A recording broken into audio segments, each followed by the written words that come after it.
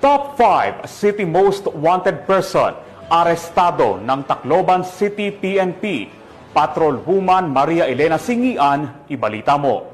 Arestado ng mga awtoridad ang tinaguriang Top 5 City Most Wanted Person na may kasong 2 counts statutory rape matapos mahuli sa Barangay 91 Abukay, Tacloban City. Naaresto ang akusado bandang alas 9:50 ng gabi ng mga tauhan ng Tacloban City Police Station 2 sa bisa ng warrant of arrest para sa kasong 2 counts statutory rape na walang inirekomendang piyansa. Ang akusado ay dinala sa Tacloban City PS2 para sa kaukulang dokumentasyon at tamang disposisyon. Patunay lamang na ang Tacloban City PNP ay hindi nagpapabaya sa kanilang sinumpaang tungkulin na hulihin ang mga taong tiwalag sa batas upang mapanatiling ligtas ang komunidad ng sa gayon may patupad ang kapayapaan sa bansa para sa ligtas at maunlad na bagong Pilipinas.